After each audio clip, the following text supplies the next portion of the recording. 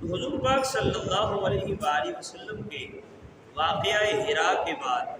بعثت کے آغاز میں ہی جو کام بطور عبادت ہوا وہ وضو اور نماز ہے۔ رحمت عالم صلی اللہ علیہ وآلہ وسلم نے جو پہلا کام کیا بعثت کے اعلان کے بعد جو عبادت کے طور پر وہ وضو اور نماز ہے۔ اسامہ بن زید رضی اللہ تعالیٰ عنہ اپنے باپ زید بن حارثہ رضی اللہ تعالیٰ عنہ سے روایت کرتے ہیں، رسول اللہ صلی اللہ علیہ وآلہ وسلم نے ارشاد فرمایا، بعثت کے ابتدا میں ہی جبریل امین میرے پاس حاضر ہوئے اور وضو نماز کا طریقہ بیان کیا۔ یہ روایت مسند احمد اور مستدرک حاکم میں بھی موجود ہے۔ حافظ ابن سید الناصرین فرماتے ہیں کہ جس طرح یہ حدیث زید بن حارثہ سے روایت ہے، اسی طرح یہ حدیث مبارکہ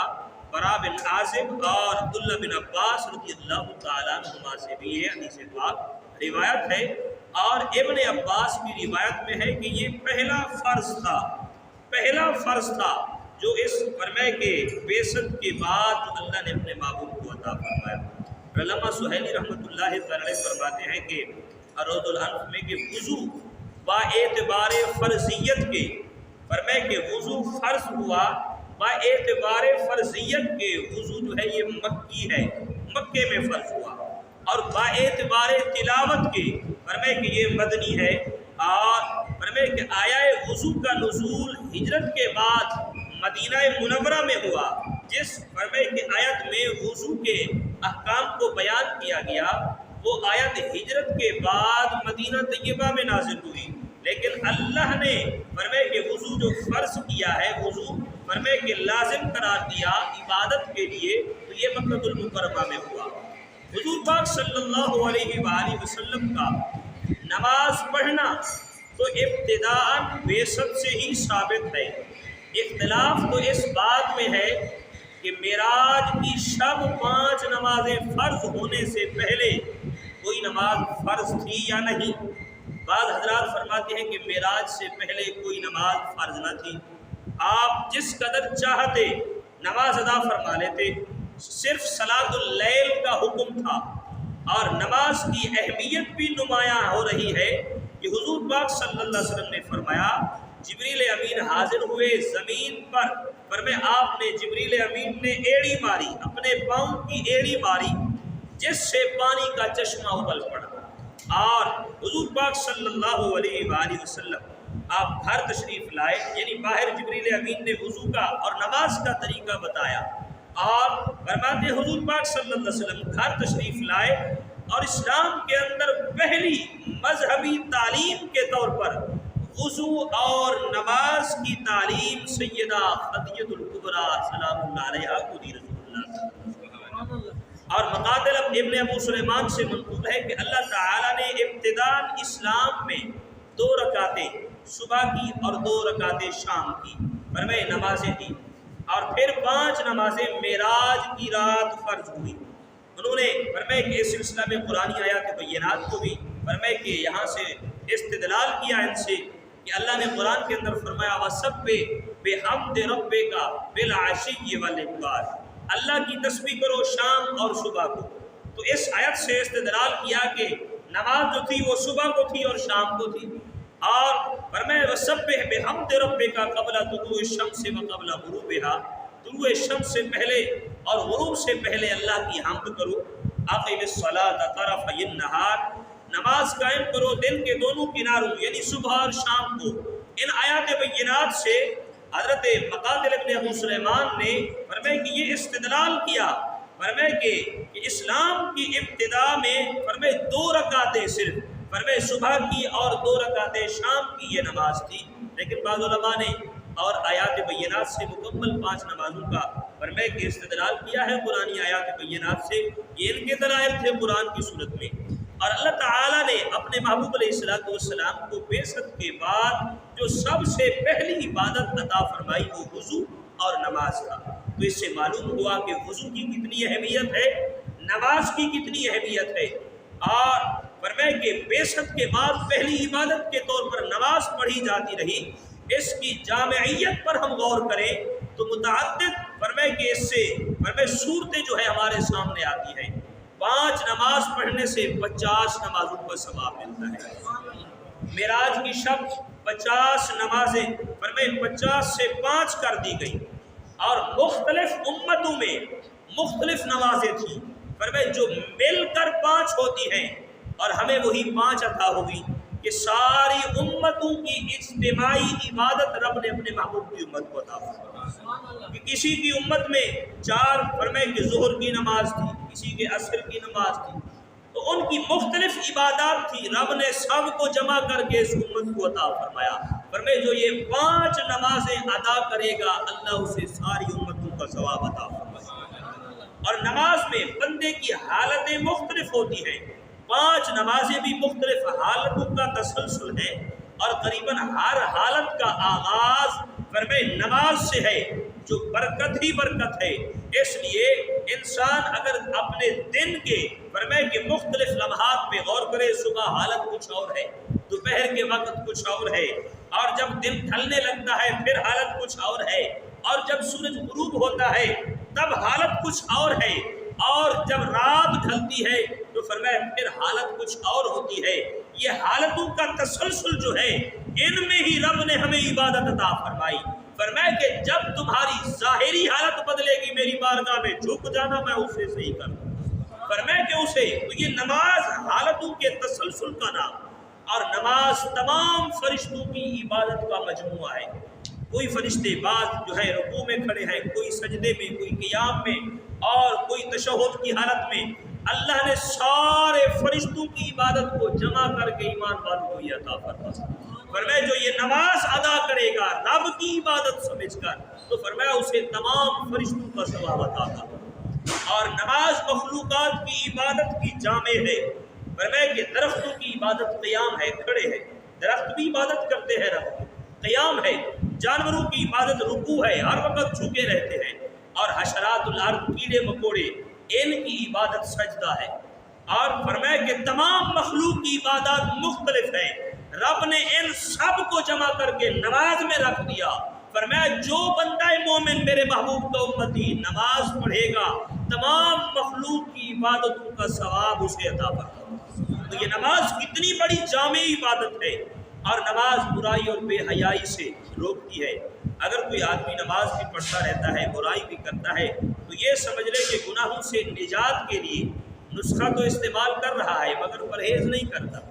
جس طرح کہ حکیم کہتے ہیں بھائی یہ دوائی ہے،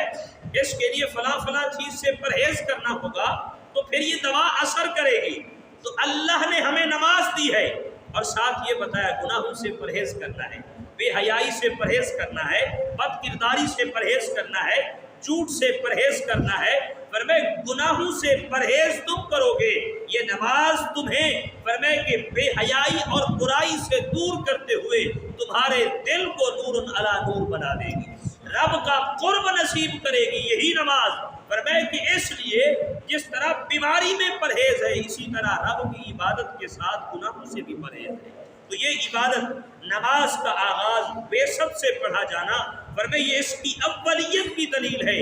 اور نماز عرش پر بلا کے رب نے عطا فرمائی۔ زکوٰۃ دی یہی دنیا پہ، زمین پہ حکم ہوا محبوب ان کو کہے زکوٰۃ دیا کر، حج کا حکم ہوا زمین پر، روزے کا حکم ہوا زمین پر، جتنے احکامات آئے زمین پر۔ جب نماز کی باری آئی رب نے بلایا محبوب عرش پہ آ جائیے، عرش پہ آئیے نا۔ فرمائے کہ محبوب و محب ملاقات بھی کریں گے رب نے اپنی بارگاہ سے۔ اچھا جتنا بڑا بادشاہ ہو، فرمائے کہ اپنی حیثیت کے مطابق تحفہ دیتا ہے، تحفہ دیتا ہے آنے والے کو، یار میری بارگاہ میں آیا ہے اسے تحفہ ملے۔ جب محبوب رب کی بارگاہ میں گئے تو رب نے کیا تحفہ دیا؟ فرمایا رب نے یہ 5 نمازوں کا تحفہ دیا۔ معلوم ہوا فرمایا یہ نماز کوئی عام عبادت نہیں ہے، یہ رب کی بارگاہ سے فرمایا عطیہ کیا گیا ایک تحفہ ہے۔ اگر اس کو رب کا تحفہ سمجھ کے عبادت کریں گے تو اس کا ذوق کچھ اور ہوگا۔ اللہ تعالیٰ کے ہاں تمام اعمال ہیں، مگر محبوب ترین عمل رب کی بارگاہ میں یہ ہے کہ نماز کو اس کے وقت پر ادا کیا جائے۔ اور حدیث پاک میں ہے کہ بندہ جب نماز کے لیے کھڑا ہوتا ہے، نماز پڑھنے کے لیے وضو کیا، کھایا، نیت کی نماز پڑھنے کے لیے کھڑا ہوا، اللہ فرماتا ہے فرشتوں جنت کے سارے دروازے کھول دو، اب میرا بندہ جس دروازے سے چاہے داخل ہوگا۔ یہ نماز کی برکت ہے۔ فرمایا اتنی بڑی عبادت جو رب نے ہمیں عطا فرمائی اس کی اتنی برکتیں ہیں، رزق بھی اس کے صدقے سے ملتا ہے۔ فرمایا جس کو رزق کی ضرورت ہو باوضو ہو کے نماز شروع کر، 2 نفل پڑھے، رب کی بارگاہ میں دعا مانگے، رب رزق عطا فرما۔ آج لوگ کہتے ہیں جی ہم نے اتنا سال ہو گئے ہماری اولاد نہیں ہوئی، میں کہتا ہوں نماز 5 ٹائم پڑھا کرو، باجماعت پڑھا کرو نماز۔ فرمایا نماز تم شروع کر دو، رب تمہیں اولاد بھی دے گا، رزق بھی دے گا، تمہاری عمر میں برکتیں دے گا، تمہاری اولاد کو نیک بنائے گا۔ یہ ساری برکتیں اس نماز میں رکھی ہیں، نماز میں رکھی ہے۔ کوئی بندہ چاہتا ہے نا یار میری اچھی نوکری لگ جائے، میں کہتا ہوں بھائی فرمایا 5 وقت کی نماز، نوافل نہیں پڑھ سکتا نہ پڑھ، فرمایا کہ اوابین نہیں پڑھ سکتا نہ پڑھ، فرمایا کہ اور زوال کی فرمایا اشراق چاشت نہیں پڑھ سکتا نہ پڑھ، فرمایا تیرے اوپر ضروری نہیں ہے 5 وقت کی فرض نماز جماعت کے ساتھ پڑھا کر، فرمایا رب تیری من کی خواہش جو ہے وہ پوری فرما دے گا، پوری فرما دے گا۔ یہ نماز کی برکتیں ہیں۔ اس لیے ہر شے کی کوئی نہ کوئی علامت ہوتی ہے، ایمان کی علامت نماز ہے، نماز ہے۔ فرمایا یہ نماز پہچان کرواتی ہے کہ یہ بندہ ایمان والا ہے، یہ بندہ ایمان والا ہے، وگرنہ فرمایا انسان اور جانور میں فرق کیا تھا؟ کوئی فرق نہیں ہے۔ اس کی بھی فرمایا 4 ٹانگیں ہیں، اس کے بھی فرمایا کہ سارا ہی نظام ایسا ہے، وہ بھی کھاتا ہے یہ بھی کھاتا ہے، ہاں فرمایا کہ وہ بھی سوتا ہے یہ بھی سوتا ہے، کام تو سارا ایک جیسا تھا۔ اگر منطق کا اصول ہم دیکھیں تو وہاں پہ انسان کو حیوان ناطق کہا جاتا ہے، جنس ایک ہے، دونوں حیوان، جانور بھی حیوان ہے، انسان بھی حیوان ہے، لیکن اللہ نے انسان کو حیوان ناطق بنایا، بولنے والا۔ یہ بولنے کی طاقت کیوں دی ہے رب نے؟ اس لیے کہ اس سے میرا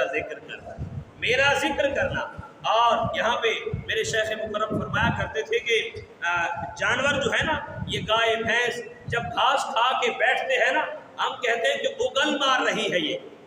فرمایا کہ منہ کو فرمایا آگے پیچھے کرتی رہتی ہے، اور ہم کہتے ہیں اگر یہ ایسا کرے تو اس کی صحت اچھی ہوتی ہے، لیکن صوفیاء فرماتے ہیں کہ جب وہ منہ کو ہلا رہی ہوتی ہے آگے تو وہ کہتی ہے اللہ کا ذکر کرتی ہے، مالک تیرا کتنا کرم ہے، جانور ہو کے بھی تو نے مجھے رزق عطا فرمایا ہے، تو میرا اتنا خیال رکھتا ہے، انسان اشرف المخلوقات ہے، اس کو تو نے میرا خادم بنا دیا ہے۔ فرمایا اس شکریہ میں جانور بھی رب کا ذکر کرتا ہے۔ ارے جانور ہو کے اپنے مالک کو نہیں بلاتا، انسان ہو کے بلا دے، فرمایا یہ ہو نہیں سکتا۔ اس لیے فرمایا ہر شے کی ایک علامت ہے، ایمان کی علامت نماز ہے، اور فرمایا نماز ایمان والوں پہ فرض ہے۔ تو اللہ تعالیٰ نے محبوب علیہ السلام نے فرمایا جو بندہ نماز کو قائم رکھے گا وہ اللہ کے ذمہ کرم پر ہے کہ اللہ اسے جہنم میں نہیں ڈالے گا، جہنم سے نجات دے گا، اور قیامت کے دن یہی نماز نور بن جائے گی، رب کی بارگاہ میں دلیل ہوگی، مولا اس نے نماز پڑھی تھی اس کو بخش دے، فرمایا یہی دلیل تو ہمارے لیے بخشش کا سامان بنے گی۔ تو یہاں پہ عرض کرنے کا مقصد یہ تھا کہ بعثت کے بعد جو سب سے پہلی عبادت رسول اللہ صلی اللہ علیہ وسلم نے فرمائی وہ عبادت نماز ہے، وہ عبادت نماز ہے۔ اس سے معلوم ہوا فرمایا کہ نماز کی کتنی اہمیت ہے۔ اس کے بعد صرف یہاں پہ چند باتیں اور، اسلام کے بنیادی عقائد جو ہے، بنیادی ارکان کتنے ہیں؟ ہم کہتے ہیں جی اسلام کے بنیادی ارکان کلمہ طیبہ، فرمایا کہ اور نماز، روزہ، حج، زکوٰۃ 5 ہے۔ لیکن یہاں پہ اگر میں ایک بات کہوں نا، بابا فرید الدین گنج شکر رحمۃ اللہ تعالیٰ علیہ، آپ سے کسی مولوی صاحب نے پوچھا حضرت بتائیے ایمان کے ارکان کتنے ہیں؟ تو آپ نے فرمایا 6 ہیں۔ اس نے کہا حضرت ہم نے تو کتابوں میں 5 پڑھے ہیں، تو آپ 6 کیسے بتاتے ہیں؟ کہا یہاں 6 ہیں۔ فرمایا 6واں رکن جو ہے وہ روٹی ہے، 6واں رکن روٹی ہے۔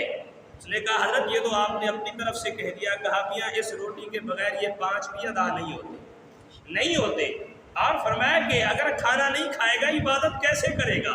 اگر کھانا نہیں کھائے گا تو تیرے جسم کے اندر طاقت کیسے ہوگی؟ ایک دن اسے بھوکا رکھا، شام کو کہا میاں پڑھاؤ اب تراویح، فرمایا کہ حضرت جسم میں شدت نہیں مل رہی ہے، تو حضرت نے فرمایا میں نے کہا تھا نا اسلام کا چھٹا رکن روٹی ہے۔ تو یہ بزرگوں کی اپنی ایک اصطلاح تھی، لیکن اسلام کے ارکان 5 ہیں،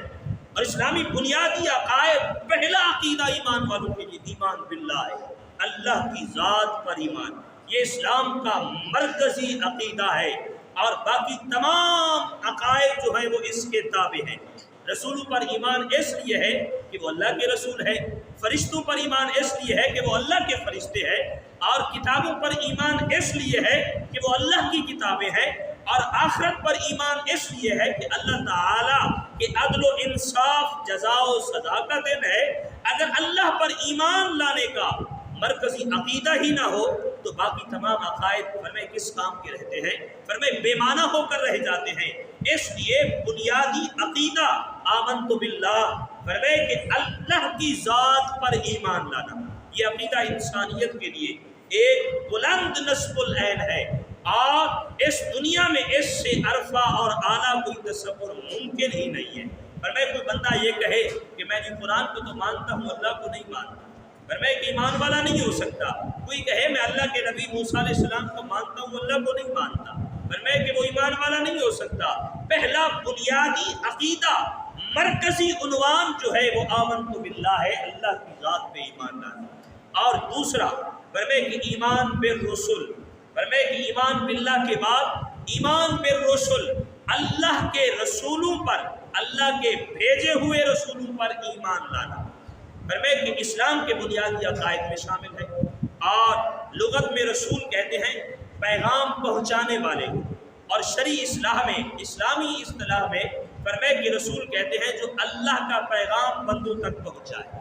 اللہ کا پیغام بندوں تک پہنچائے، فرمائے کہ اسے رسول کہتے ہیں، اور اس کے حکم سے صراط مستقیم کی طرف بندوں کی رہنمائی کرے اسے رسول کہتے ہیں، رسول کہتے ہیں۔ تو یہ دوسرا بنیادی عقیدہ ہے۔ اور تیسرا بنیادی عقیدہ ایمان بالملائکہ، فرمایا اللہ تعالیٰ کے فرشتوں پر ایمان لانا، یہ بھی اسلام کے بنیادی عقائد میں سے فرمائے کہ عقیدہ ہے۔ اس کا مقصد محض یہ نہیں کہ فرشتوں کے وجود کا اقرار کر لیا جائے، بلکہ اصلی مقصد یہ ہے کہ نظام وجود میں ان کی صحیح حیثیت کو سمجھ لیا جائے، تاکہ ایمان باللہ جو ہے خالص توحید پر قائم و دائم رہے۔ فرمایا اگر ہم نے فرشتوں کے فرمایا وجود کے اندر تبدیلیاں، جس طرح عیسائیوں کا عقیدہ ہے کہ وہ فرمایا اللہ کی بیٹیاں ہیں، فرمایا فرشتوں کے بارے میں عیسائی عقیدہ رکھتے ہیں، تو ہمارا ایسا عقیدہ نہیں ہے۔ اللہ کی ایک نوری مخلوق ہے، اللہ نے انہیں پیدا کیا،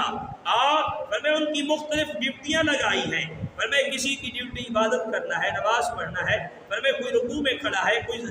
قیام میں کھڑا ہے، کوئی سجدے میں ہے، کوئی تشہد میں ہے، اور کوئی آسمان کو اٹھا کے کھڑے ہیں، کوئی زمین کے اوپر ہے۔ اور کچھ فرشتوں کی ڈیوٹی ایسی ہے، فرمایا کہ روزانہ آ کر رسول اللہ کی بارگاہ میں درود و سلام پیش کرتے ہیں، درود و سلام پیش کرتے ہیں۔ نبی علیہ السلام فرمایا کہ رسول اللہ کی بارگاہ میں روزانہ روضہ رسول پہ صبح کے وقت، صبح کی نماز کے وقت 70,000 فرشتے آتے ہیں، اور شام جب غروب آفتاب ہوتا ہے یہ 70,000 چلے جاتے ہیں، پھر اور 70,000 آتے ہیں۔ اور نبی علیہ السلام نے فرمایا جو ایک مرتبہ آ جاتے ہیں، حدیث پاک میں ہے کہ جو ایک مرتبہ آتے ہیں فرمایا انہیں دوبارہ آنے کا موقع نہیں ملتا۔ معلوم ہوا رب کے فرشتے کتنے ہیں، ان کی تعداد کتنی ہے، فرمایا یہ رب جانتا ہے، یا رب کے بتانے سے اس کا حبیب جانتا ہے، ان کی تعداد اور کوئی نہیں جانتا۔ ہمارا کام صرف اتنا ہے ان پر ایمان رکھنا کہ یہ اللہ کی مخلوق ہے، اللہ نے انہیں وجود عطا فرمایا ہے، تو اس پر ایمان رکھنا یہ ہمارے اسلامی اور بنیادی عقائد میں سے ایک عقیدہ ہے۔ اور فرمایا اس کے بعد ایمان بالکتاب، ایمان بالکتب، فرمایا کہ اللہ تعالیٰ کی طرف سے اتاری گئی کتابوں پر ایمان لانا، یہ اسلام کے بنیادی عقائد میں سے فرمایا کہ یہ بھی ایک عقیدہ ہے۔ ایک مسلمان پر یہ ضروری ہے کہ وہ اپنے نبی پر اتاری گئی کتاب پر ایمان لائے، رسول کو رسول مان لینے کے بعد اس کے صحیفہ آسمانی کو فرمائے کہ مان کر اس کی تعلیمات کے مطابق فرمائے کہ اپنی زندگی کو گزارنا، فرمائے یہ ایمان بالکتب ہے کہ اس کی کتاب کے مطابق جو شریعت کے احکام بیان ہوئے ان کے مطابق اپنی زندگی کو ڈھالنا ہے۔ اور فرمائے یہ احکامات ہیں اور اسلام کے بنیادی عقائد میں سے فرمائے کہ ایک عقیدہ ایمان بالآخرت بھی ہے، آخرت پر ایمان لانا ضروری ہے۔ فرمائے ایک عادل و منصف بادشاہ کی شان فرمائے کہ حکومت اور شان عدل کا تقاضا فرمائے کہ ہے کہ وہ پہلے رعایا کو اپنے احکام اور اپنے قوانین فرمائے اپنے نمائندوں کے ذریعے پہنچاتے ہیں اور واضح کرتے ہیں کہ اس قانون کی خلاف ورزی کرنے والے کو فرمائے کہ سزا دی جائے گی، پھر عدالتیں قائم کریں تاکہ فرمائے کہ ظالم مظلوم کا فیصلہ ہو سکے، مدعی اور مدعی کے بیان سننے کے بعد کوئی تاریخ مقرر کی گئی ہو فرمائے جس تاریخ پر ان دونوں کا فیصلہ سنایا جائے۔ تو یہی عقیدہ فرمائے کہ ایمان بالآخرت ہے۔ اللہ نے کائنات بنائی، کائنات میں اپنے نمائندے نبیوں کی صورت میں بھیجے اور اپنے احکام و قوانین لوگوں کو بتائے، یہ میرے قوانین ہیں، یہ میرے احکام ہیں، جو ان کے مطابق چلے گا فرمائے کہ اسے انعام و اکرام سے نوازا جائے گا، اور جو ان کی خلاف ورزی کرے گا پھر اس کو سزا ملے گی۔ اور فرمائے کہ مدعی جو ہے فرمائے کہ جو دعوت دینے والا ہے اور فرمائے جو دعویٰ کرنے والا ہے فرمائے مدعا علیہ پر فرمائے کہ ان دونوں کے بیان کو کل قیامت کے دن رب سنے گا، اور جو ڈیٹ مقرر کی گئی ہے وہ یوم آخرت ہے، قیامت کا دن ہے، اس دن عدل و انصاف ہوگا، فرمائے ترازو لگایا جائے گا، ایک ایک کے اعمال کا حساب ہوگا، اور فرمائے بیان دونوں کے سن کر پھر عدل و انصاف کا تقاضا یہ ہے کہ سزا اور جزا کا اعلان کیا جائے گا۔ جس نے زندگی اپنی فرمائے کہ بادشاہ مطلق کے احکام کے مطابق گزاری ہوگی اسے جزا ملے گی، اور جس نے اس کے احکام کی خلاف ورزی کی ہوگی اسے سزا ملے گی۔ اور یہی عقیدہ ہمارا عقیدہ آخرت ہے۔ اور اللہ نے قرآن کے اندر فرمایا آذا یوم الفصل جمعناکم والاولین، یہ فیصلہ کا دن ہے، اس دن اللہ تمہیں اور تم سے پہلو فرمائے سب کو جمع کرے گا۔ اور دوسری جگہ فرمایا وَنُخْرِجُ لَهُ يَوْمَ الْقِيَامَةِ كِتَابًا يَلْقَاهُ مَنْشُورًا، قیامت کے دن اس کا نامہ اعمال سامنے رکھا جائے گا جسے وہ کھلا ہوا پائے گا، پھر اس بندے کو حکم ہوگا جس کا نامہ اعمال سامنے رکھا ہوگا، پھر اسے حکم ہوگا اقرا کتابک، فرمائے کہ اپنے اس نامہ اعمال کو خود پڑھ، کفا بنفسک الیوم علیک حسیبا، فرمائے کہ تو خود اپنا نامہ اعمال پڑھ، آج تو خود ہی اپنے آپ کا محاسبہ کر، اپنا حساب خود کر۔ فرمائے کہ آج دنیا میں فرمائے کہ ہمیں خیال نہیں ہوتا نا، فرمائے کیا کر رہے، گناہ کر رہے ہیں، نیکی کر رہے ہیں، اس کا خیال نہیں۔ کل قیامت کے دن سب کچھ سامنے ہوگا اور کتاب کھلی رکھی جائے گی، اس وقت فرمائے کہ رب کی بارگاہ میں رب کہے گا اے بندے اب اپنا نامہ اعمال خود پڑھ اور اپنا حساب خود کر کہ تجھے فرمایا اور فیصلہ بھی آج تو نے خود کرنا ہے، بتا تیری نیکیاں زیادہ ہے یا تیرے گناہ زیادہ ہے؟ گناہ زیادہ ہے۔ اس لیے سیدنا فاروق اعظم رضی اللہ تعالیٰ عنہ آپ فرمایا کرتے تھے، فرماتے ہیں یار اگر فرمائے کہ روزانہ بندہ جب کوئی گناہ کرے نا تو فرمائے ایک پتھر اٹھا کے اپنے گھر میں رکھ دے،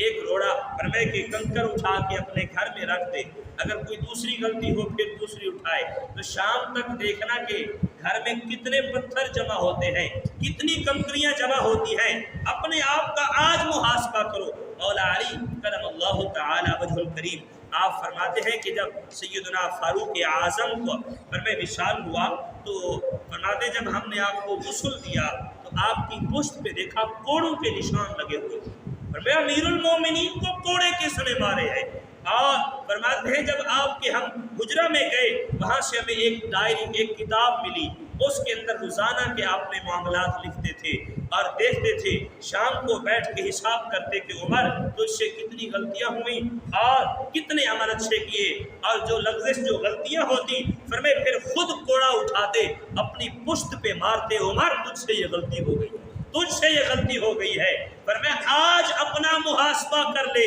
کل رب کی بارگاہ میں حساب بڑا مشکل ہے۔ اگر آج حساب کر لیا، نمازیں رہ گئی ہیں ان کی قضا کرنی ہے، ہم نے تہیہ کرنا ہے کہ آج یہیں پہ ہم نے ان کی قضا کر لینی ہے، اور اگر کسی کا حق مارا ہے اس کا حق واپس کرنا ہے، کسی کا دل دکھایا ہے اس سے جا کے معافی مانگنی ہے۔ اس بات سے قطعاً یہ بات محسوس نہ کرے مجھے شرم ساری ہوگی، اب تو بال سفید آ گئے، کیسے جا کے اس سے معافی مانگوں۔ ارے آج تو ایک بندے سے معافی مانگنے سے ڈرتا ہے، کل جب قیامت کے دن رب پوری مخلوق کے سامنے کھڑا کرے گا، اس وقت رب کہے گا اے کائنات والو، فرمائے اے اہل محشر، دیکھو یہ وہی بندہ ہے جو دنیا میں میری نافرمانی کیا کرتا تھا، فرمائے میرے بندوں کو ناراض کرتا تھا، تب کتنی شرمندگی ہوگی۔ آج تو ایک بندہ دیکھے گا نا، فرمائے کہ اس کے سامنے، لیکن جب آپ اس سے معافی مانگ لیں گے حقیقتاً دل میں سکون محسوس ہوگا اور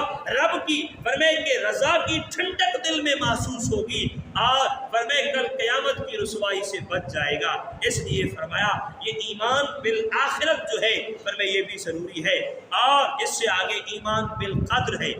اس کا عقیدہ کا یہ مطلب ہے کہ جو کچھ اب تک ہوا، ہو رہا ہے،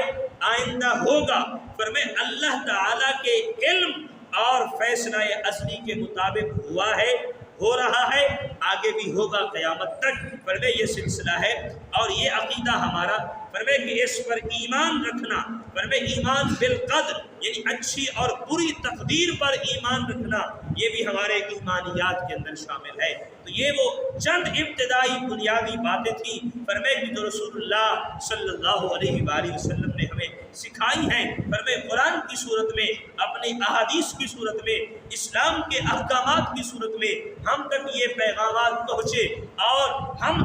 آگے والی نسل تک پہنچائیں گے۔ یہ سلسلہ قیامت تک چلے گا۔ اللہ کے فرمائے محبوب کا لایا ہوا دین رب کی طرف سے جو آیا یہ قیامت تک چلتا رہے گا، سب کے لیے یہی قانون ہے۔ تو اللہ نے اپنے محبوب پر فرمائے جو وحی کا نزول فرمایا، بعثت کا اعلان ہوا، اور بعثت کے اعلان کے بعد سب سے پہلی بطور عبادت جو کام ہوا فرمائے وہ وضو اور نماز کی صورت میں ہوا۔ اور نبی الانبیاء صلی اللہ علیہ وآلہ وسلم نے فرماتے ہیں جب بعثت کا اعلان ہوا تو سب سے پہلے حضور پاک صلی اللہ علیہ وسلم نے یہ اسلام کی دعوت کس کو پیش کی؟ ایمان لانے والوں میں اس امت میں سب سے پہلا خوش نصیب وہ کون ہے جسے ایمان کی دولت سے مالا، فرمائے کہ اس کا سینہ روشن ہوا اور فرمائے ایمان کی دولت سے مالا مال ہوئے، فرمائے وہ شخصیت فرمائے کہ جن کو رسول اللہ صلی اللہ علیہ وآلہ وسلم نے سب سے پہلے فرمائے یہ اسلام کی دعوت پیش کی، وہ تمام کائنات والوں کی ماں ام المؤمنین فرمائے سیدہ خدیجہ الکبریٰ سلام اللہ علیہا ہے۔ رسول اللہ صلی اللہ علیہ وآلہ وسلم ان کے پاس آئے اور ان کے سامنے یہی اسلام پیش کیا، بلا جھجک انہوں نے اسلام کو قبول کیا، اور اس کائنات کی فرمائے خوش نصیب فرمائے کہ وہ مائیں فرمائے جو اس ماں کے قدموں کی دھول ہے، فرمائے کہ یہ شرف نصیب ہوا رسول اللہ صلی اللہ علیہ وسلم کے امتی بننے کا۔ اس کائنات میں وہ بھی ایک ماں ہے جس کا نام نامی اس میں گرامی سیدہ خدیجہ الکبریٰ سلام اللہ علیہا ہے۔